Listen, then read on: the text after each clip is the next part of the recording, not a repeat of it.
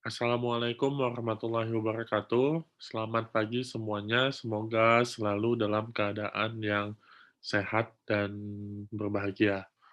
Pada lecture ke-9 kultur jaringan kali ini, kita akan membahas mengenai kultur anter dan kultur embrio pada media yang sudah disiapkan.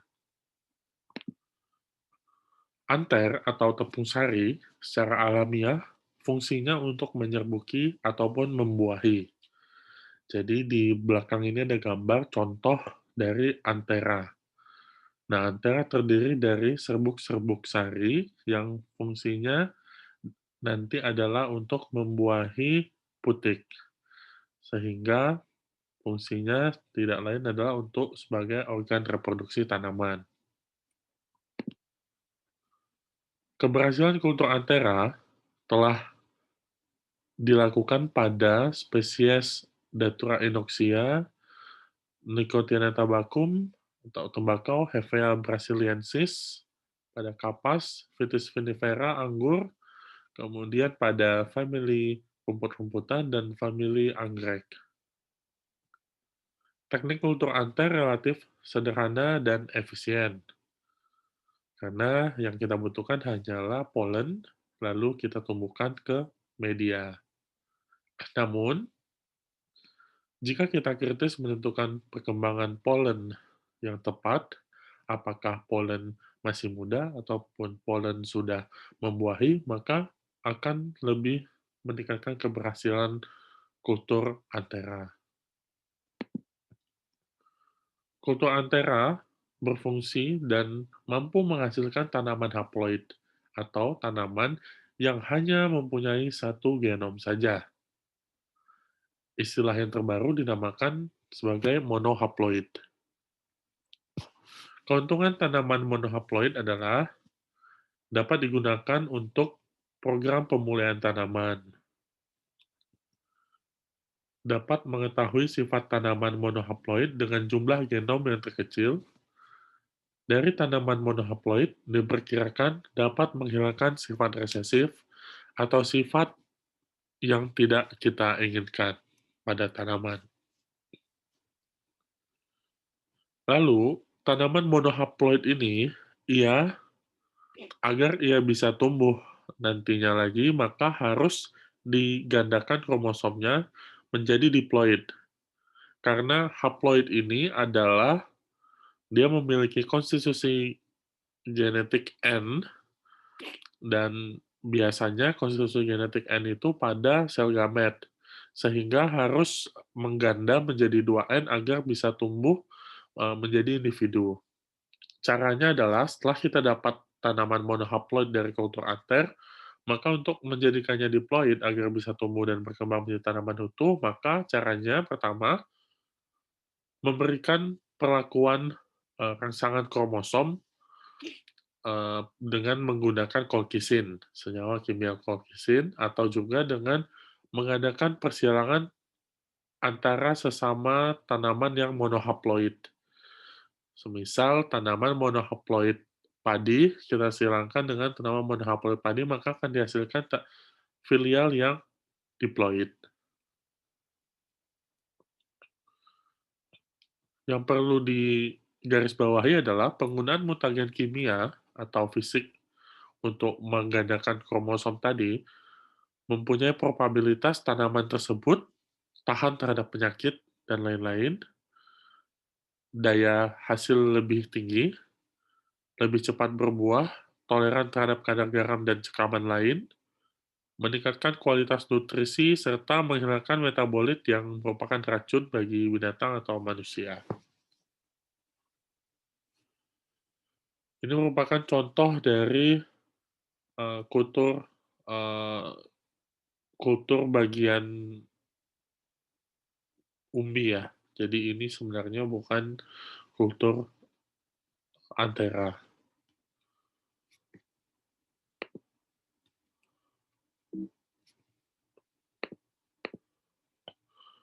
Kelebihan dari kultur antera ini adalah teknik isolasinya lebih mudah. Kemudian kita dapat menghasilkan tanaman dengan jumlah kromosom yang bervariasi, apakah tadi monohaploid atau diploid dan triploid. Namun ada juga kelemahannya, yaitu tanaman yang kita peroleh ya tadi bermacam-macam. Kemungkinan berasal dari banyak jaringan seperti jaringan tapetum, 3N, atau jaringan penyambung, sehingga masih perlu tahapan seleksi apakah tanaman yang kita hasilkan ini berasal dari jaringan yang mudah ditumbuhkan, agar kita tahu bahwa tanaman kita nanti akan steril atau fertil, dapat tumbuh atau berkembang dengan baik. Faktor yang menentukan hasil akhir kultur anter adalah yang pertama umur tanaman donor. Nah, ini yang paling baik adalah saat awal pembungaan kita mengambil anternya. Lalu tingkat perkembangan polen, apakah polennya masih di dalam bunga atau bunganya sudah mekar. Kemudian metode sterilisasi agar anter tidak rusak dan serbuk sari tidak kemana-mana. Kemudian pada bunga padi diperlukan pretreatment sebelum kita kultur anternya ke media. Nah, ini pretreatment dengan suhu rendah, 8 derajat selama 4 hari. Atau juga bisa dengan berendam dalam air yang ada butir arang atau mengurangi tekanan atmosfer menjadi 12 mg per hidrogirum.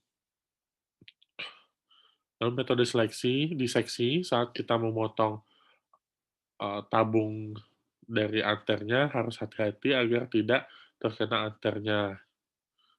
Kemudian adalah kultur medium, harus ditentukan media yang baik untuk perkembangan anter nanti, dan kondisi ruang inkubasi, suhu, cahaya, densitas anter, dan orientasi plant perlu diperhatikan. Permasalahan yang sering muncul pada kultur antera adalah tanaman hasil akhir budidayanya masih banyak yang steril, dalam artian tidak bisa bereproduksi atau mandul, dikarenakan kemungkinan adalah penggunaan senyawa kimia. Masih perlu dicari pencegahan yang efektif terhadap terjadinya tanaman yang bulai. Nah, sampai sekarang, kepala sari tanaman polong masih belum bisa kita kulturkan, namun tanaman lain sudah. Seperti ini kultur anter, kita mempunyai tanaman, ini tanaman tomat karena bunganya kuning, lalu kita ambil anternya, dan kita kulturkan anter ke dalam cawan petri yang berisi media. Nanti orientasinya apakah ke embrio atau ke kalus, itu terserah di kita. Jika embrio, maka di anternya akan langsung muncul haploid plantlet. Jika ke kalus, maka anternya akan tumbuh kalus terlebih dahulu, sel-sel yang belum terdiferensiasi.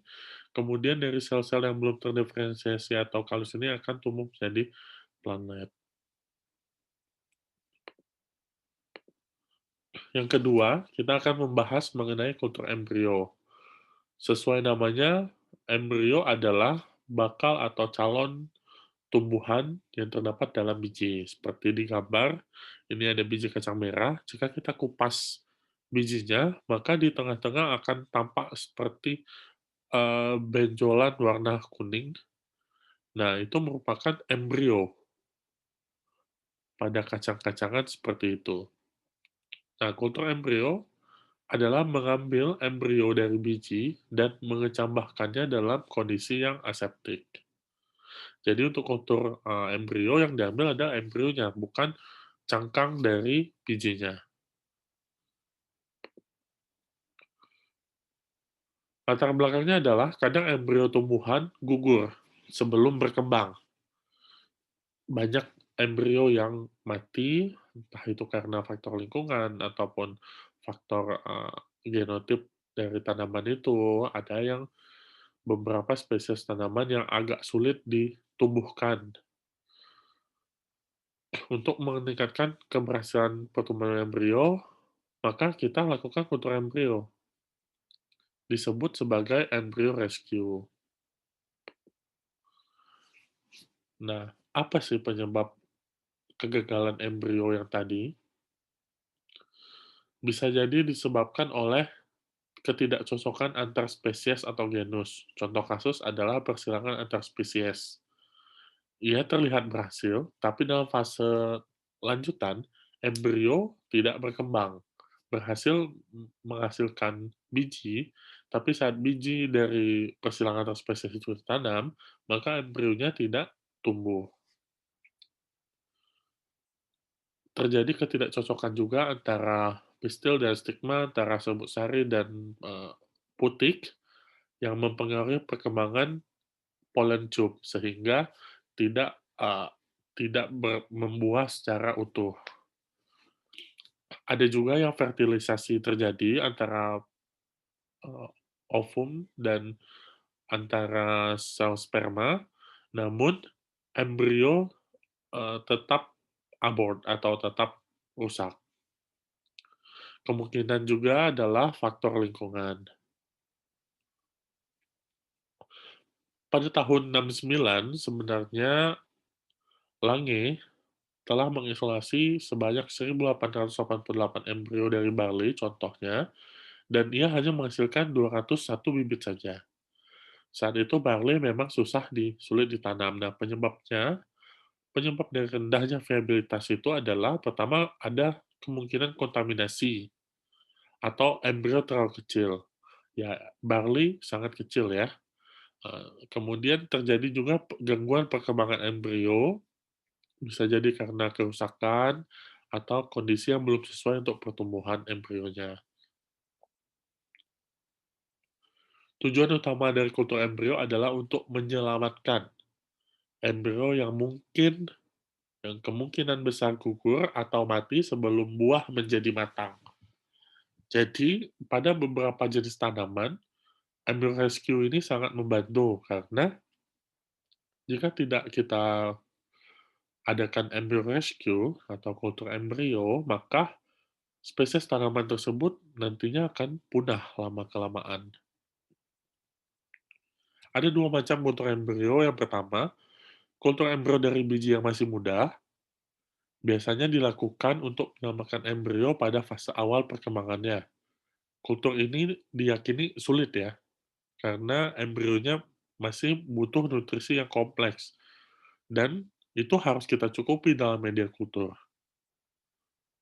Yang kedua adalah kultur embrio dari biji yang sudah tua, atau sudah matang, atau sudah dipanen. Seperti biji-biji yang sudah kita beli di pasar, semisal untuk ditanam kembali. Nah, teknik ini lebih mudah dan biasanya dilakukan untuk mempercepat pertumbuhan embrio menjadi bibit saja. Nah, media yang digunakan juga lebih sederhana.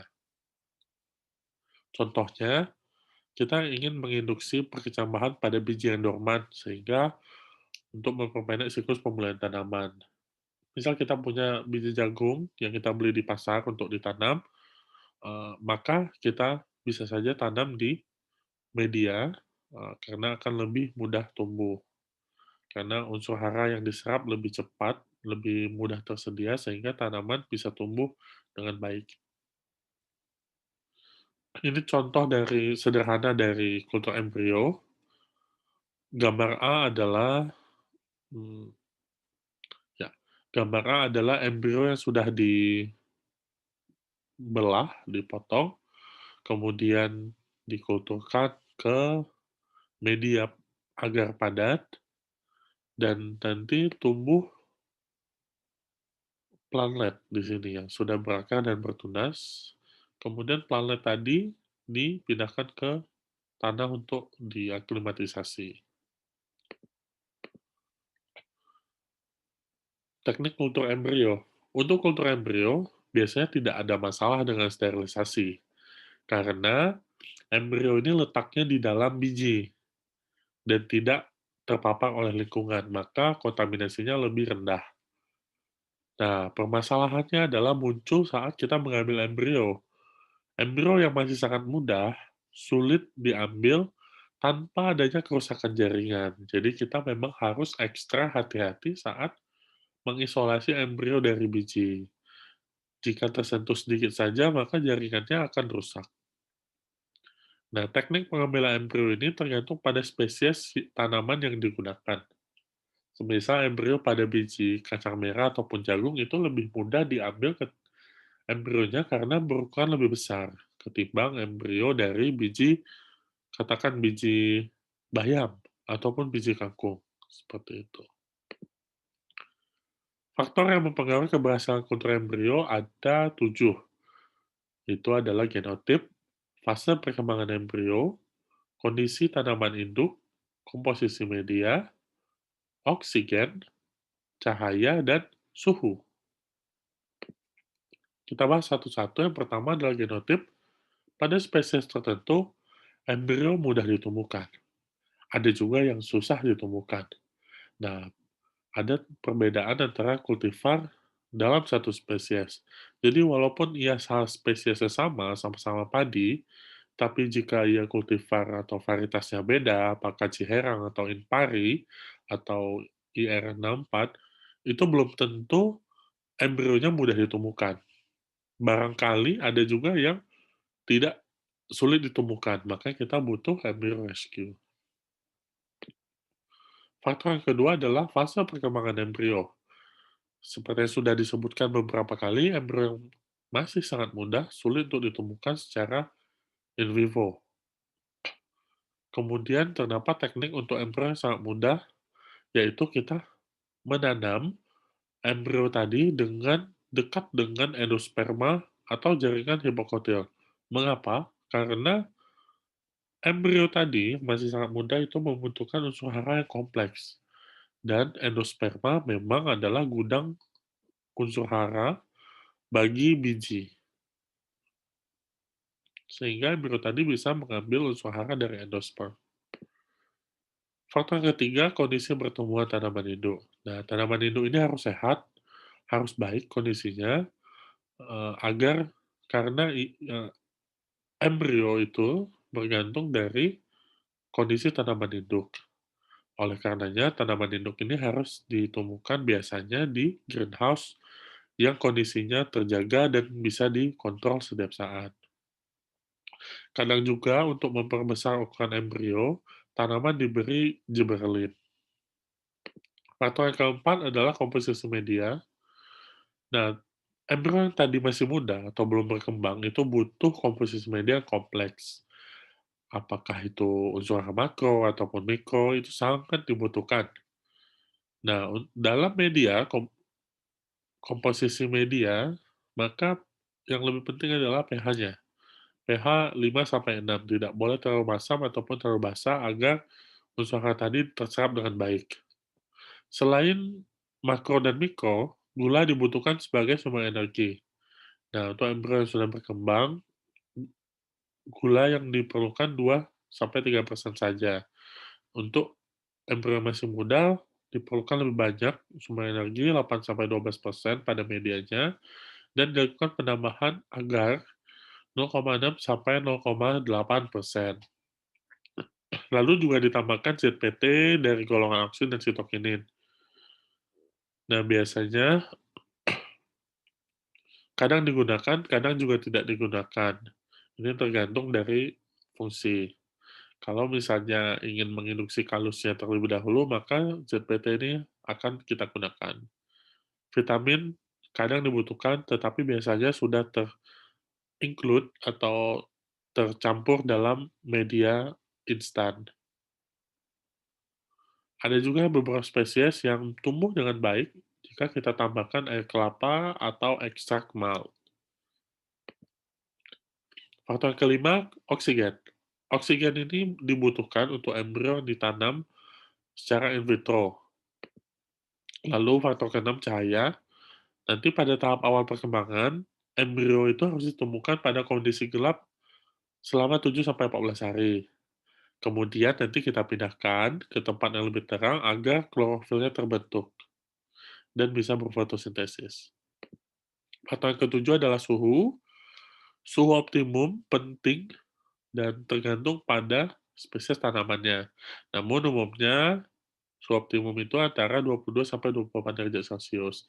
Tapi ada juga yang butuh suhu rendah seperti lili, dia akan optimum pada suhu 17 derajat Celcius. Atau juga pada suhu 4 derajat untuk memecah dormansi.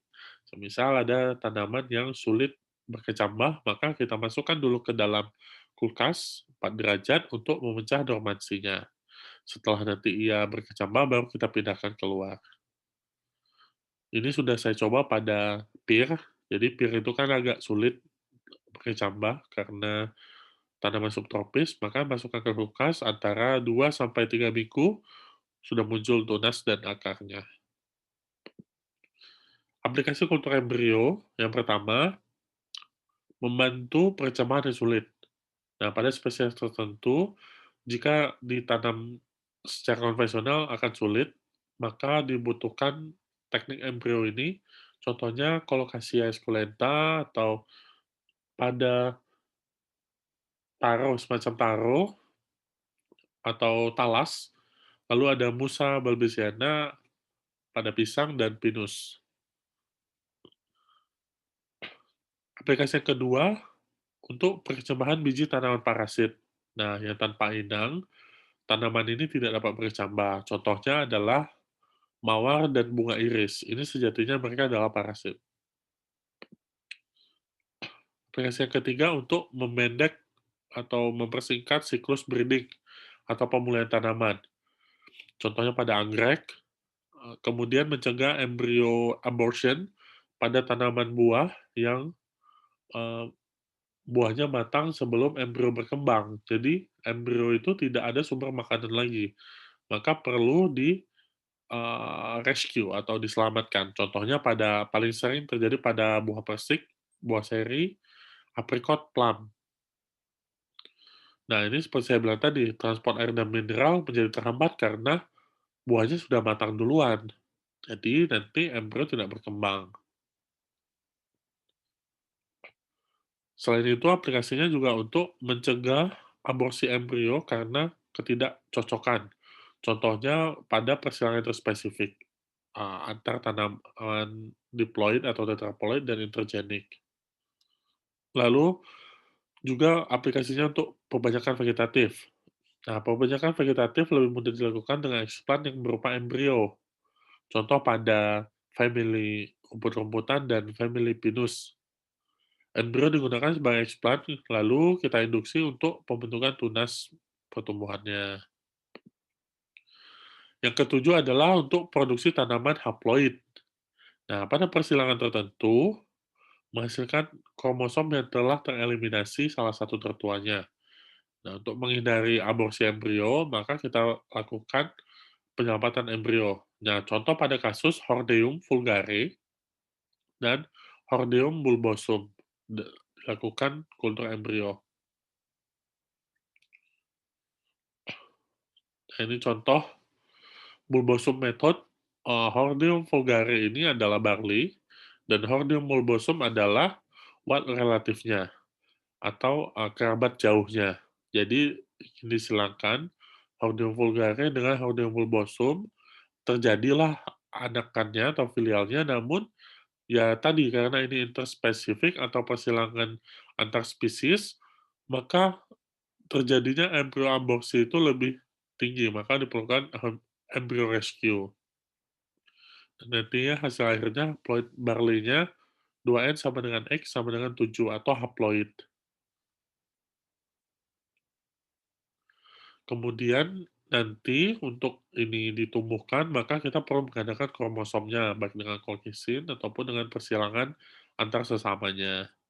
Jadi kalau misalnya nanti Hordeum vulgare dengan Hordeum bulbosum menghasilkan anakan langsung 14 sorry, 14 kromosomnya, maka itu bisa dipastikan akan langsung steril atau tidak bisa bereproduksi. Maka kita perlukan adalah barley yang kromosomnya 7, sehingga masih bisa kita silangkan dengan barley lain yang 7 kromosomnya. Nah, selain itu, yang menentukan adalah media kultur. Media kultur apakah yang mengandung unsur hara makro mikro, karbohidrat, lalu asam amino, dan ZPT sangat penting. Karena contohnya adalah nanti kita menghilangkan kerabat jauh antara gandum dan rye, ini butuh embryo rescue dan bantuan kimia untuk menggandakan jumlah kromosomnya. Nah, contoh ini sudah kita silangkan antara gandum dan rye dan diperoleh embrio yang haploid, N sama dengan 21. Kalau diploid, N, 2N sama dengan 42. Nah, ini adalah haploid. A besar, B besar, R besar. Ini embrionya kita kulturkan ke media yang tadi sudah mengandung senyawa-senyawa seperti ini. Lalu kemudian embrionya tumbuh akar dan tunas dan disebut sebagai haploid planlet dengan kromosom masih 21, A besar, B besar, R besar. Nah, ini kalau kita biarkan saja, dia tidak akan tumbuh maksimal, tidak akan tumbuh menjadi tanaman yang bisa bereproduksi. Maka harus kromosomnya didablik menjadi seperti tetuanya awal, 42, yaitu dengan cara kromosom doubling. Nanti dengan Colchicine atau persilangan antara iya, jika antara persilangan maka A besar B besar R besar disilangkan dengan A besar B besar R besar, maka hasilnya adalah A besar A besar, B besar B besar, R besar R besar. Nah, ini jumlah kromosomnya kembali 2N sama dengan 42 dan ia bisa bereproduksi kembali. Ada juga contoh kultur embrio pada tanaman clover, Trifolium sp. Nah, pada fase 1, konsentrasi sukrosa tinggi, oksin sedang, dan sitokinin rendah selama 1-2 minggu.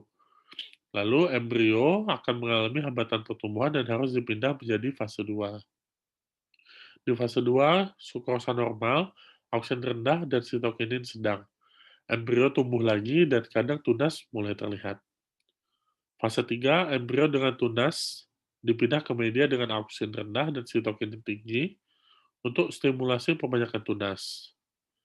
Nah, tunasnya kemudian kita akarkan dan kita pindah tanamkan. Di fase 4, embrio dengan pertumbuhan baru tapi tidak teratur dipindah ke media yang lain untuk induksi embriogenesis somatik. Sekian materi kultur anter dan kultur embrio hari ini. Jika ada pertanyaan, langsung ke forum diskusi dan info bahwa menonton YouTube ini adalah wajib dan juga untuk di forum diskusi diharapkan mahasiswa untuk saling bertanya dan saling menjawab. Jadi tidak hanya dosen yang menjawab saja. Oke, sekian. Sampai jumpa di lecture ke-10. Assalamualaikum warahmatullahi wabarakatuh.